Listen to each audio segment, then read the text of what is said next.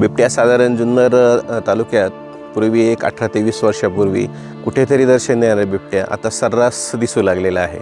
आणि पूर्वी एकटा दुकटा फिरणारा बिबट्या आता कळपाने फिरू लागलेला आहे. परिसरात शेतकऱ्यांना काम करण्यासाठी खूप अडचणी होतात. ऊसाचं क्षेत्र आहे, पाणी द्यायचं असतं शेतकऱ्यांना, त्यासाठी आणि निशाचर असणारा हा प्राणी हा दिवसाही फिरू लागलेला आहे. दिवसा शिकारीसाठी किंवा लहान मुलांमध्ये हल्ले परिसरात झालेले आहेत. आता आमच्या इथे या परिसरात इथे पाणी पिण्यासाठी दिवसा दुपारी 4च्या दरम्यान देखील बिबट्याचं दर्शन होत आहे. आणि शासन ज्यावरती उपाय करते किंवा स्थलांतरित करणं किंवा त्याची नसबंदी करणं वगैरे हे तात्पुरते उपाय आहेत. याने बिबट्याचे हल्ले थांबू शकत नाहीत. तर 2 दिवसापूर्वी वारुळवाडी येथेही एका तरुणावरती हल्ला झाला.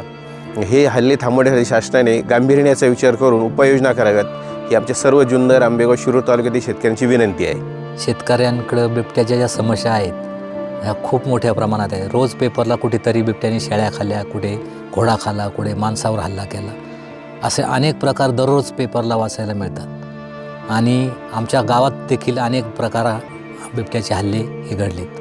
आत्ताच पाठीमागच्या आठवड्यामध्ये 13 शेळ्यांवरती 8 फुटावर उडी मारून त्याने हल्ला केला आणि 13 शेळ्या सानेन जातीच्या 13 शेळ्या त्यांनी ठार मारल्या आणि खाल्ल्या पण. आणि आता एका माणसावर देखील हल्ला केला, त्याच्या पोटरीला पकडले.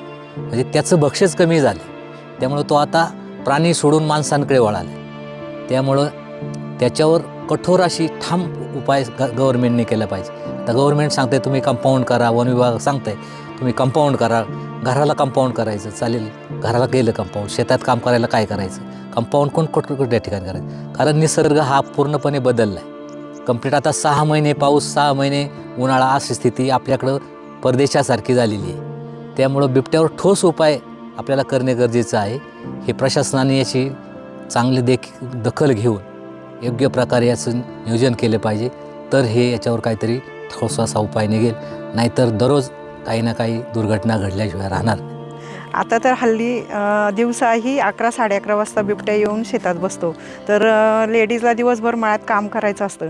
तर लेडीजनी कसं काम करायचं, लहान त्यांची छोटी छोटी मुलं पण असतात लेबर लोकांची सोबत. तर म्हणजे दिवसभर त्या मुलांचं पण संरक्षण करायला